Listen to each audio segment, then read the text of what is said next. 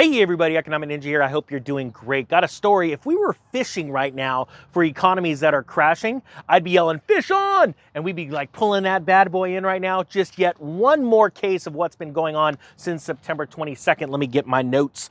My notes are just my cell phone today. Sorry guys. Korea readies emergency liquidity to contain the Legoland crisis. It's weird. It's almost like one after another, almost like a set of economic dominoes. Just one got tipped. And that started, with the, well, really, it's crazy because all these economies are collapsing. It's which one comes out into the public eye first. And that's what absolutely blows my mind is that people don't understand how big of a deal this is. But it started with Japan, bink. And then all of a sudden it goes over to Great Britain, bink. And then another one, China, bink. And then now we're going into Korea. Oh, sorry, wait a minute. I forgot about Switzerland. Switzerland's like, yeah, well, you forgot about me. Is that Swiss? Yeah, it's just because of one bank. Just one bank, not a big deal. It's actually a big deal. Switzerland's got an emergency swap line going. They just haven't intervened in their currency yet. But technically, that's a way of intervening in your currency. Sorry, I digress. Let's dive into Korea. It says South Korea's economic policy chiefs, led by Finance Minister Ho Jung-ho, said, I tried my hardest, Sunday, the government would expand liquidity facilities to buy corporate bonds and commercial paper to stop a recent credit default from spilling over into the wider financial markets. Whew, I need some coffee. That's a lot to say in one thing.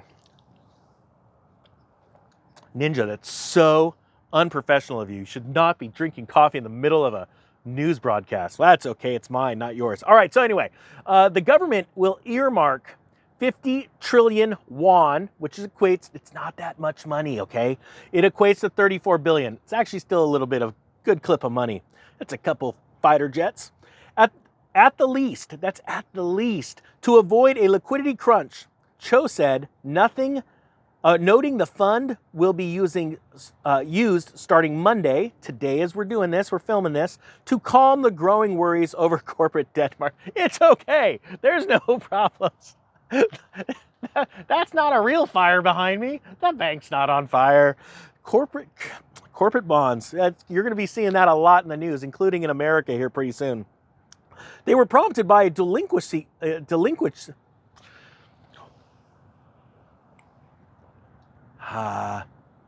Woke up with a cold.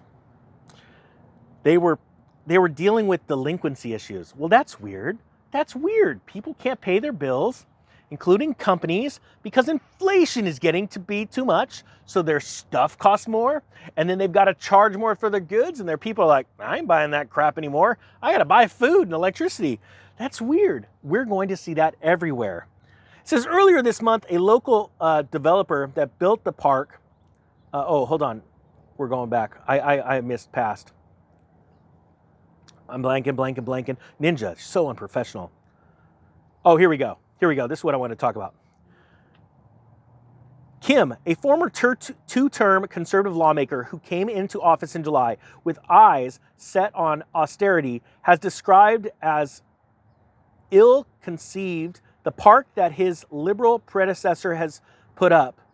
Benefits like job openings were inflated, according to Kim, was this written by a Korean person in translating to English? I can't even make sense of this.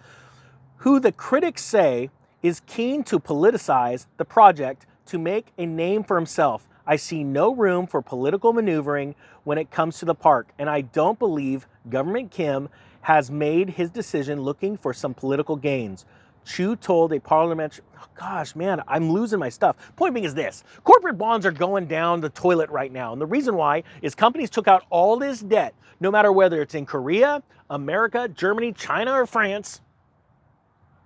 I was thinking about a rap song all of a sudden there. They're taking out debt that they can't keep paying on because interest rates are rising and their customer base, it's disappearing. It just disappeared. Seriously, this is going to be the theme across the world in the coming months. There will be more and more defaults, these credit default, these swap lines, and these CLOs and the CDOs and the HMOs and the PPOs. All of the three-letter words are going to start crashing. And the reason why is because they can't keep up with the debt that they shouldn't have gotten in the first place.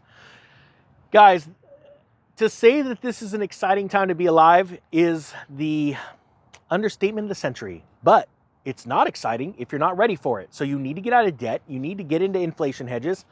Gold and silver, real estate to a certain point, not leveraged, highly leveraged real estate. Man, people are getting crazy with those, at least in the last few years, with buying homes just so they can turn them into hotels. That's not the kind of real estate I'm talking about. Real estate that is, done with a good solid down payment. Your payment is so low to where you could do permanent rentals in there and keep your rents low and stay very attractive to very good tenants where they're going to continue to pay your rent.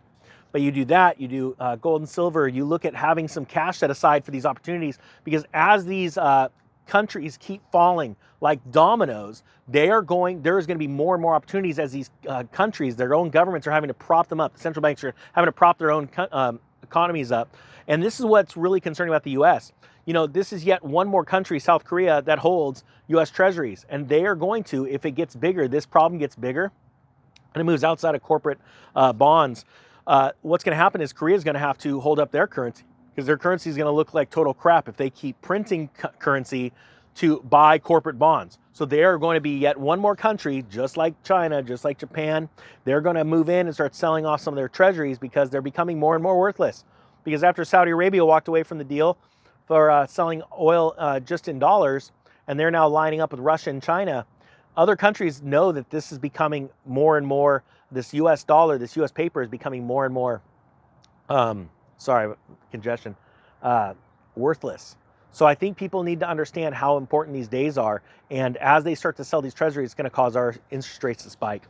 All right, guys, that being said, I thank you so much for watching. The Economic Ninja is out.